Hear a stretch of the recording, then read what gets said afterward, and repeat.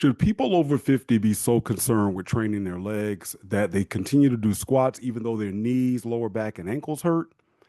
I don't think so. And it's about time you start rethinking your leg training.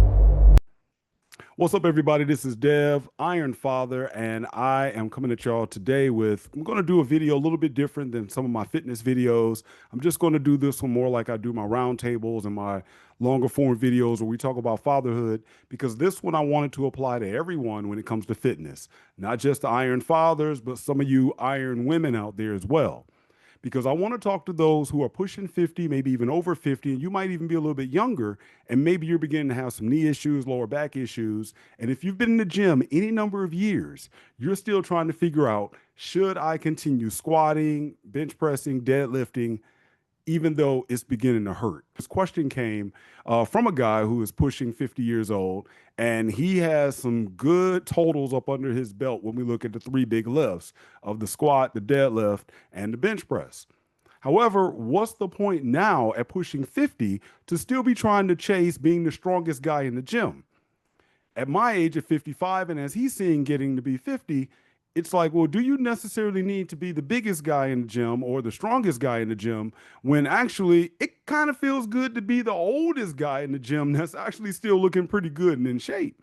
And that's certainly the case that he's in. And so now, after decades, really, 30 years of putting some heavy slag on his back in terms of squatting, from picking things up off the floor, in addition to his military job, now it's kind of like, is it really necessary to really put in all that work in terms of, in this case, a barbell squat? And so we're not going to talk so much about the deadlift, although some of the things may be applicable to the deadlift and the bench press as well, if you have bad shoulders and elbows. But we're going to focus on the squat because he asked, do I still need to worry about doing that barbell squat, putting that heavy bar on my back and being focused on getting a decent depth? Now, recently I posted up an older video of my client doing Smith machine squats, and that was something I never wanted to do. Growing up, you don't do Smith machine squats. Well, people don't do that in a fixed range of motion on a fixed path of the bar. Well, it can actually have a good point because number one, it may force you to use less weight, and number two, it may also allow you to be able to come completely down in that range of motion, actually giving you a chance to flex and extend the quad, which actually is what growth is all about. The reason why we do a complete range of motion, we try to go ahead and get out the extension and the flexion. That's what a rep is all about, unless we're talking about isometric holds, and that's something totally different. But it is that flexion and that extension. It is that eccentric and that concentric portion of the exercise. That's why we perform a rep. So particularly in the squat, folks crack me up. No one wants to go, a quarter squat on the bench press, although some of you probably do. And we wouldn't necessarily count a pull up if somebody just came up a little bit and then they stopped a little bit. That's it. But yet on the squat, well, we all probably be like, yeah, that was close. It was almost down all the way to the ground. And yes, I give mad props to the people who are shaped for the squat.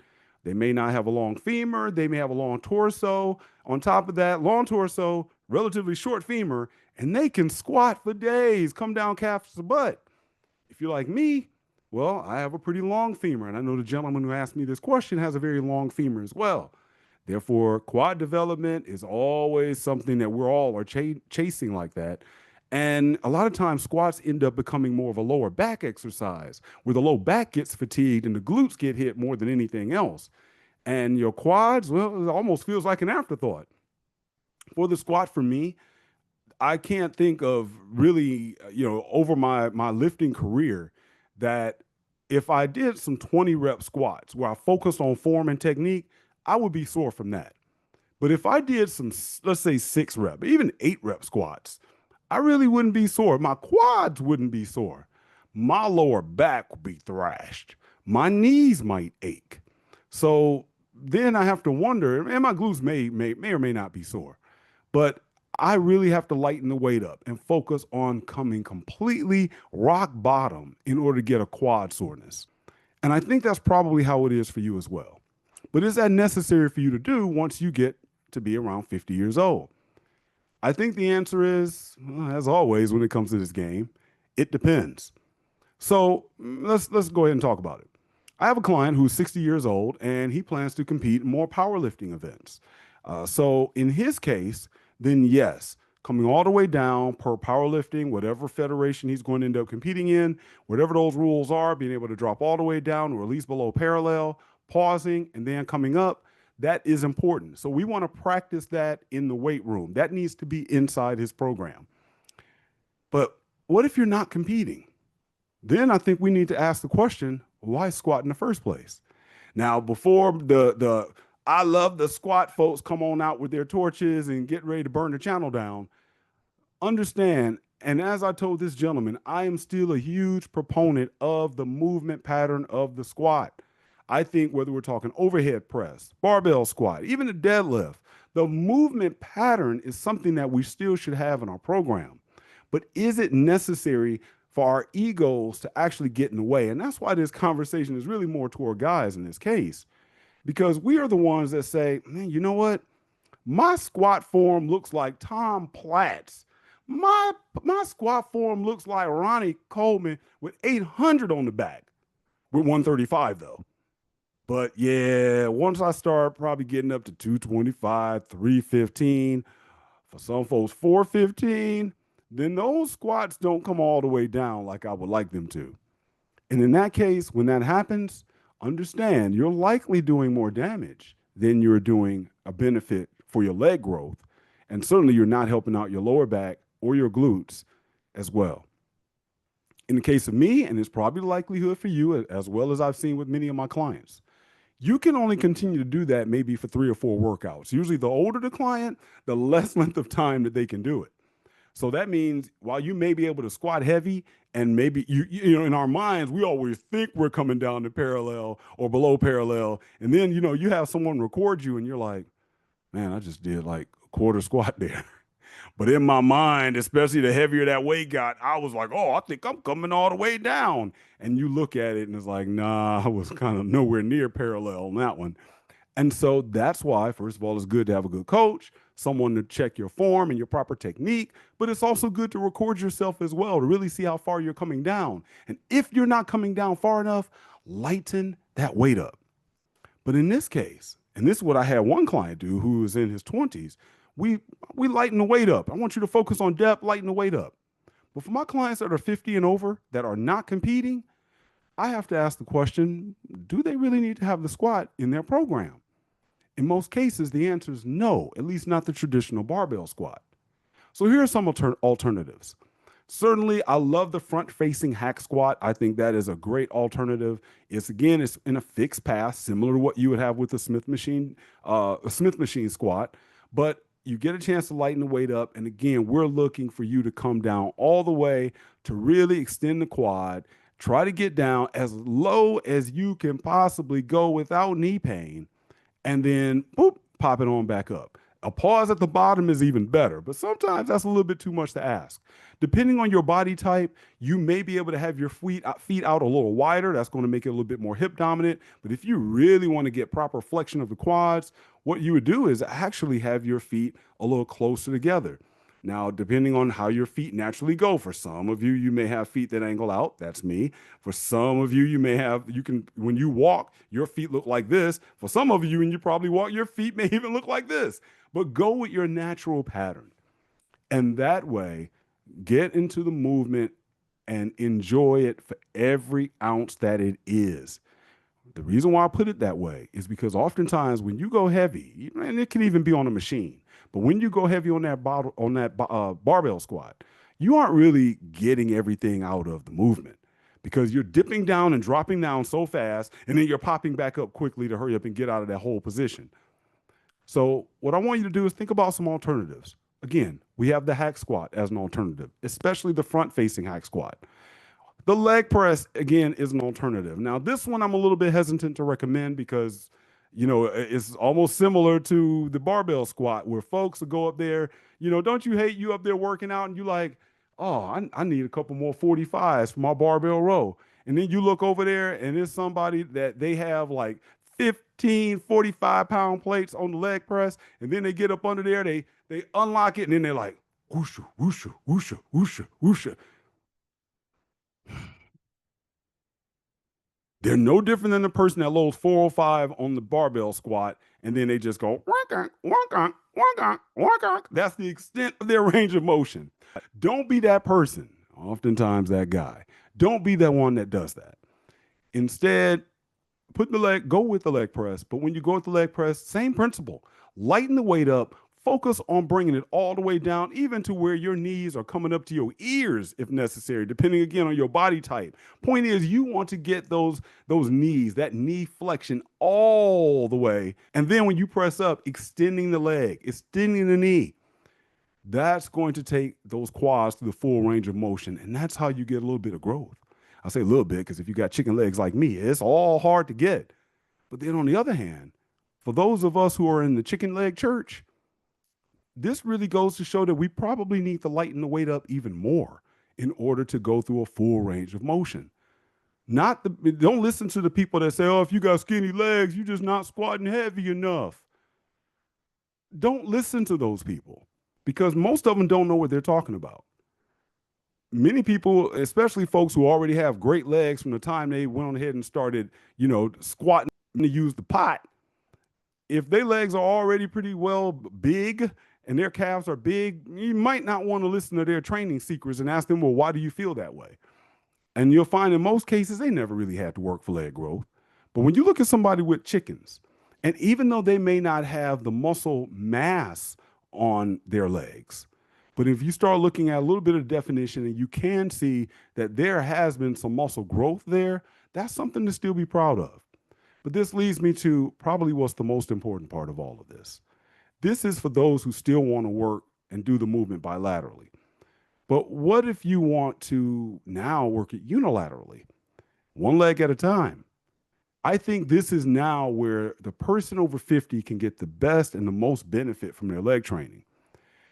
Now focus on those Bulgarian split squats. Focus on the lunge. Quite honestly, this is where the women actually have the guys beat because the ladies will do it more for their glutes more than anything else.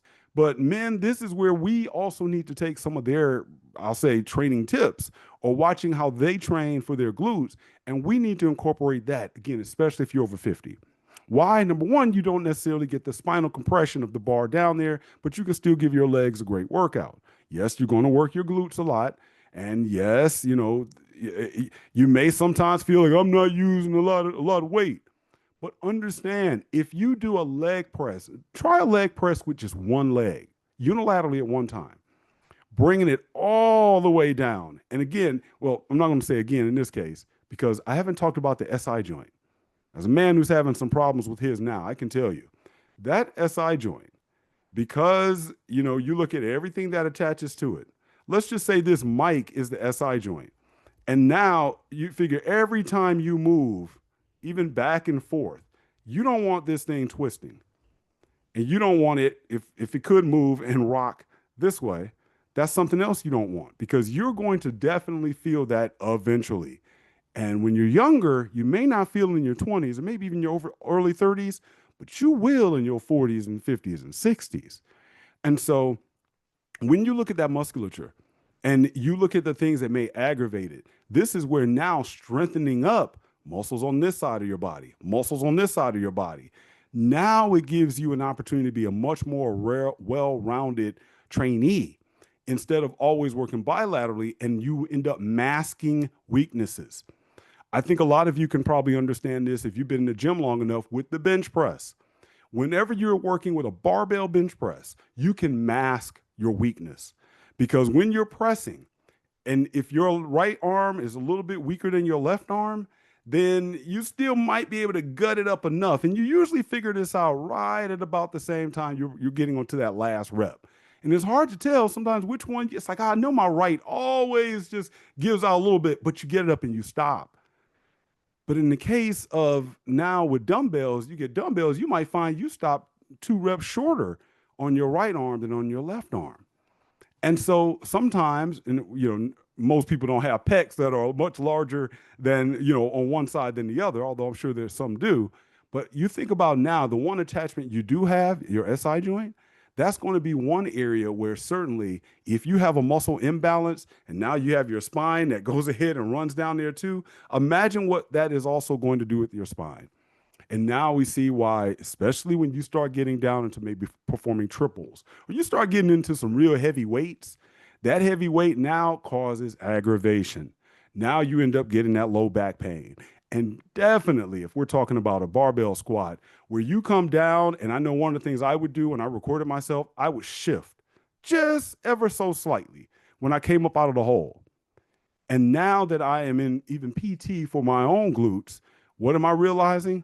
My right glute is much weaker than my left glute.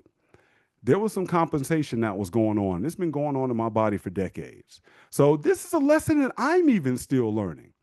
And so another thing that you can also do is, yes, certainly practice your glute training.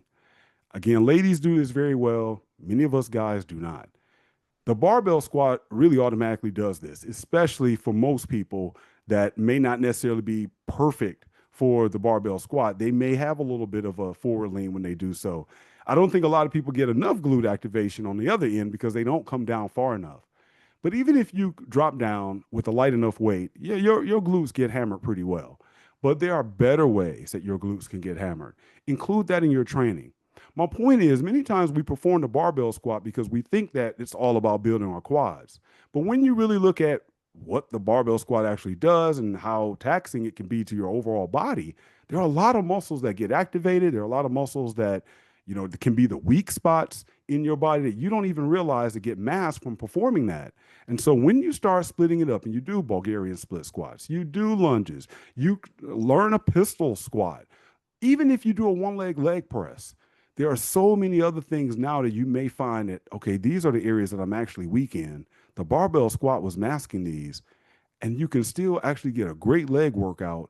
And if you think about it, and now you may find you're actually stronger and you feel better when you do it than ever before. That's the goal of all of this. The goal is to be healthy enough to continue pushing well into your 60s and 70s. I don't want you to be focused on trying to constantly get stronger and stronger and stronger into your 60s and 70s. And in the meantime, your mobility lessens. You now have a lot of pain. But you're that guy, you got all the knee wraps, you got everything wrapped so tightly when you go in there, you look pretty impressive squatting 315, maybe even 405. But you know doggone well when you get ready to walk down the stairs, not because your legs are shot and you know how it is when you get the shaky wakies and your quads and stuff are shaking when you walk down the stairs, but you got the shaky wakies because your knees hurt. So you kind of going down, one leg at a time because your knees hurt now because when you were squatting, it was in so much pain. You probably looking for the elevator for the next few days. I want you to be the person that can squat all the way down with a light weight and feel great. And if you just are slow, if you have to go back down, I don't care if you have to go back down to 95 pounds and then just come up in 10-pound increments, 5 on each side, or if your gym is good enough to have 2.5s, 5 pounds overall. The goal is not to chase the weight. The goal is to chase quality reps. Let me say that again. The goal is not to chase the weight. The goal is to chase quality reps. That's if you want to keep the barbell squat in there. If you do not, don't hesitate to pull it out, take it out of your program for a little while, focus on those single leg movements. I don't think anyone's going to be like, oh, my legs got so small once I started, performing Bulgarian split squats. My legs got so small when I started doing, front facing hack squats or, other exercises, no longer the barbell squat. You're probably going to find, wow, I went back to the barbell squat, but I feel so much better. My lower back feels better because I'm no longer compensating. I'm no longer twisting just a little bit when I get up maybe to the top or I try to come up out the hole. I'm finding that now my glutes are much more activated now. They feel a lot more solid. And you know what? I don't feel like I'm always just one rep short of injury. That's how the old people train. That's how the older people train, to be mobile and to be strong enough well into their 50s, 60s, and 70s. instead of just chasing the weight now and doing some ego lifting. We're past that. So that's the one for today. If you want a program, hey, we're starting the next quarter of this year. So let's get it together. Sign up with me now. More than willing to help. Let me prepare you for your journey for the next year. Don't want to leave without saying that. If you need a program, one that is going to have enough in there to help your mobility, as well as focus on those quality reps, and if you don't know how to put something together, you're tired of trying to figure it out, you're struggling with your consistency, definitely let me know. Certainly like and subscribe, share this video with someone else, and DM me or email me at joinironfather@gmail.com.